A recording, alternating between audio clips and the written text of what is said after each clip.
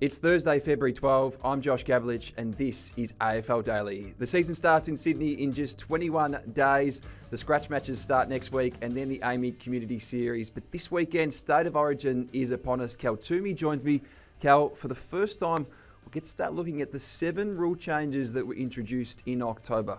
Yeah, and we can't wait for that. I mean, the Origin game is exciting on a lot of fronts, but it's the sample, isn't it, for what the season will hold on some of these rules that were brought in very late last year. Greg Swan, obviously, into his first season as the head of the football department here at the AFL. So he's brought in these new rules. They've been tested and trialled over summer, and we're here to give everyone a little bit of a reminder of what is going to play out because, as we say, Saturday night's AFL Origin game will be the starting point. And the big one, and you've been out to a lot of training sessions across the last couple of months, is the stand rule. I think this is the one that, speaking to clubs, there's going to be a huge emphasis on. If we can roll some of the vision for those watching this, the reality is that it's going to be a stronger enforcement of players being told to stand if they're inside the protected area. So essentially clubs had taught their players really well that if they're like Bobby Hill here, they're able to get back off the mark and then guard some space and bring in another player. Nowadays, in this season going forward, if you are in the vicinity, you have to stand and you have to stop. So it's going to be a big difference. Collingwood manipulated that rule tweak very, very well. Other clubs copied them. So intrigued to see how clubs try and find a way around this. But being out of training, it has been very noticeable. Umpires have been hot on this across the pre-season. It's going to frustrate players, coaches and supporters early. But the reason they brought this in, Cal, is to speed up the game. Yeah. All these changes are around speeding up play. And as you say, the Pies were masters at it. You'd often see Nick Dacos curl around, get on the man on the mark, and then push someone else back. That's not going to be possible anymore. And this is where the smart players are going to have to make decisions in the moment and on the fly, where if you're going for a mark or you're going to spoil a mark, you'd want to be sure that you're going to get there and make that spoil. Otherwise, if the mark's paid, if the free kick's paid, you have to stand. So some players might even back off and think they're a metre too late behind the ball. Let's hold off and be able to scoot around. So the stand rule, that's the big watch because the penalty's bigger, isn't it? You get it wrong, 50-metre penalty, that can be game-changing. And that's the benefit of having umpires at training for match sim across December, January and February. Now, the last disposal rule is going to be another one. I like it. I don't think it's going to be as big a deal as we think it's going to be. It's been used at SANFL level for the best part of a decade now. It's part of the AFLW. How much of an impact do you actually see it having? It's funny because speaking to clubs and coaches around this, I think a few of them hadn't even spoken to their players about it as of a few weeks ago. Now they've been reminded that, hey guys, this rule's coming in.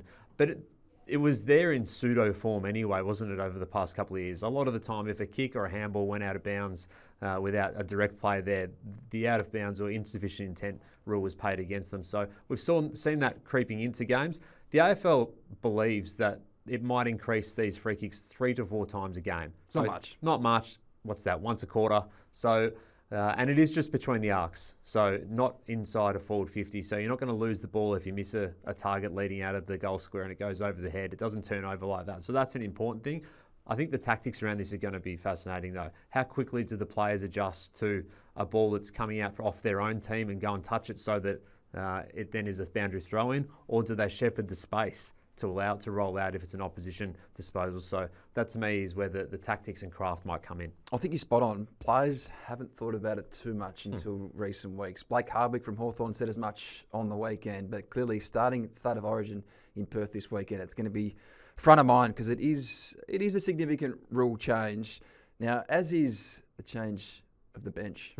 This has been one that's been mooted for some time. Amazing to think that we're going to have 5 on the bench.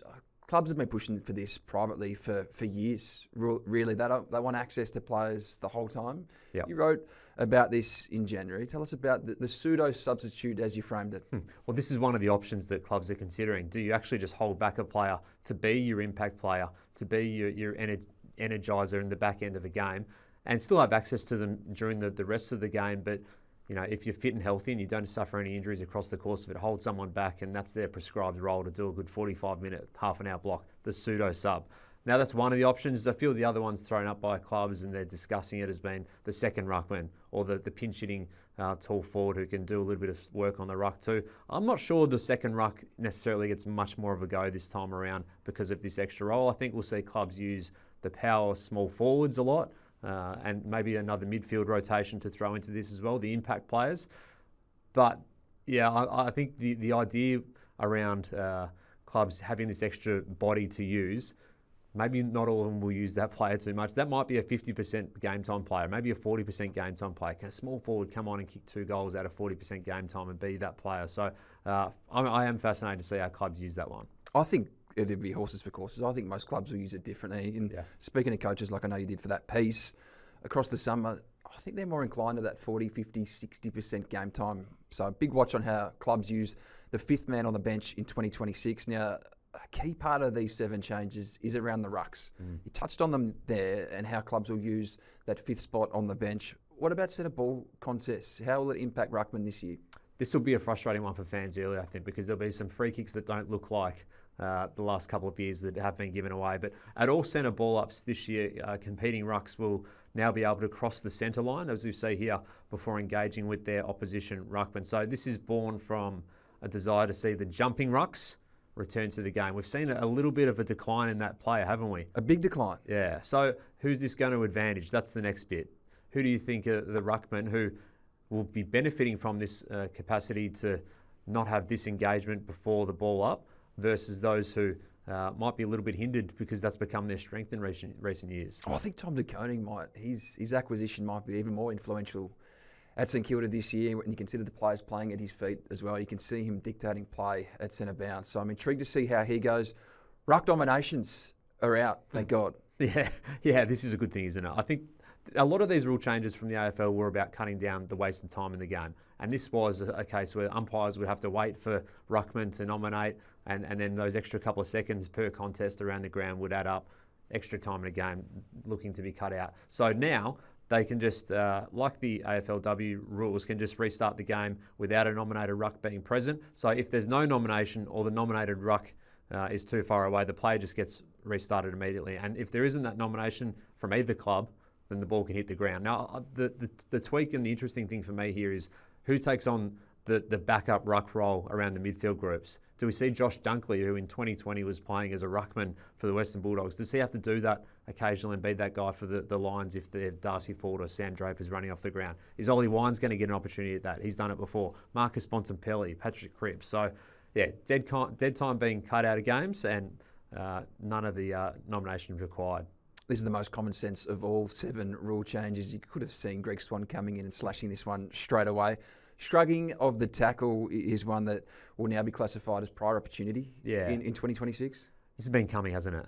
I think there's a lot of... It's in line with the others. Yeah, absolutely. And I think it's also a step towards what the AFL might do in the future too. So the dropping of the knees that's come into the game too to get it to draw a free kick, potentially in 2027, that one might come through. That Jack Higgins one there that we saw in the vision, I think he's a little bit unlucky. I don't know if... I would probably still pay that a free kick. I'm not sure he shrugged before the contact was already on the shoulder, but we get the gist of what they're looking to do there, and the AFL doesn't like that, so we'll see less shrugs. Now, the 666 rule remains in play, but there has been a tweak because in past years you had to have a player from each team starting in the goal square. That is no longer the case. No longer the case. Again, time, extra seconds required, where the umpires would organise these players and wait for them to get back to the goal square. Don't have to worry about them moving into position. Tick that off. Now, the last of the 7 rule changes is the align kick-in time. So just to quickly run through this, slightly less time for a kick-in to be made. In the past, it's been 12 seconds. Now, it'll be brought into just 8 seconds. So clearly the AFL is making a statement here. Every second counts. Yep. The game time has... It's blown out a bit. Yeah. It's about 3 minutes per game extra that they're trying to save. So it makes a fair bit of sense. But just before we get to Origin this weekend, we thought it was the perfect time to just think back to those rule changes that were announced in October by Greg Swan. Hope that has recapped everything you need to know. Who's your tip? Victoria by 10 goals. You? 10. I'll go 8. That's all we've got time for on this Thursday morning edition of AFL Daily.